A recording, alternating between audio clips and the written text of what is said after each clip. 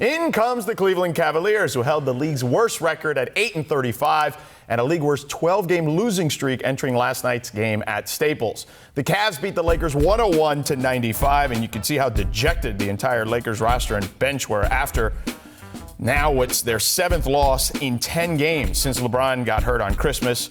We also got some good fan footage here of Lakers GM Rob Pelinka. Shout out to Lauren Jones, who took the video, looking equally as dejected in the tunnel off the court. So, Paul, the Lakers have the worst offense in the league since losing Bron, and we don't even know when Bron's coming back. Right. So how demoralizing was this loss last night? This has to be very demoralizing. I mean, this shows you how far they are away from actually being a contender. I mean, but before LeBron got injured, they were a top 4 or 5 seed.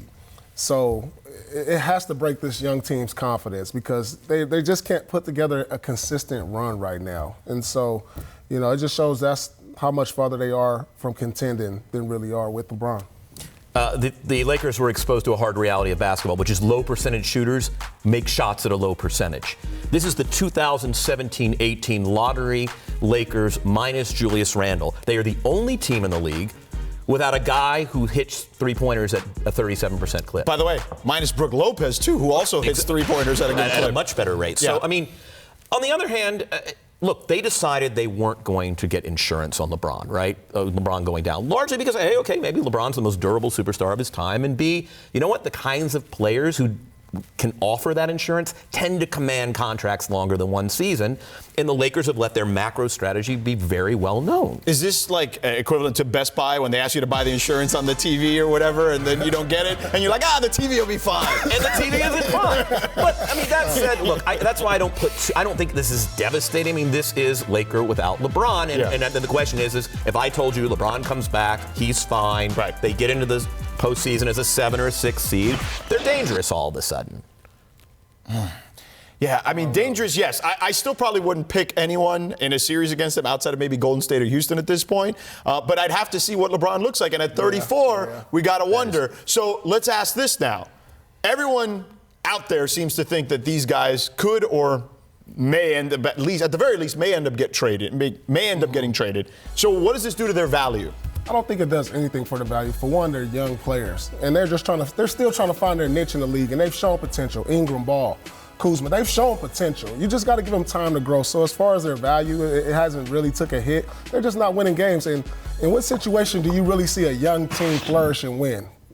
I mean, I don't think it's ideal. I mean, you're talking to executives around the league. You definitely feel like Ingram's value, the possibility, the ceiling has been lowered a little bit in the imaginations of some of the teams around the league. I mean, it'd be great. Where did we really value Ingram at? I mean, really though. I mean, did we think you could get a franchise player for him? Maybe if you package him with a good piece, but the Lakers don't have that piece. No.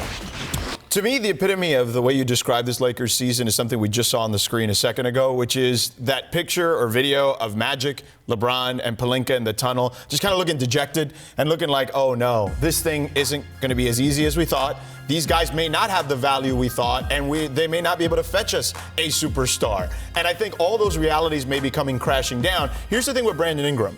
I think potential is great, but in baseball, scouts tend to use this phrase. A prospect is suspect until proven otherwise, until they can absolutely show you that they are capable of fulfilling that potential.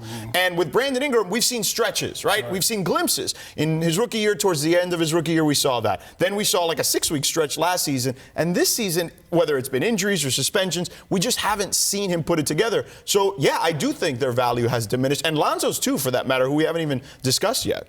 Well, I think it's hard because sometimes it's about the situation you're in, the coach. I mean, the perfect example of that is Victor Oladipo. Right.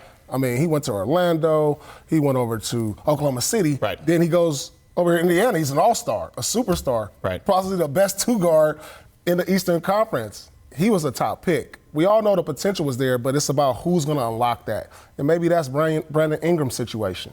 Yeah, I just think that those are outlier situations, right? Like, I don't know how many Victor Oladipos we have. We have a few here and there, but we can't bank that they're all going to be Victor Oladipos for sure.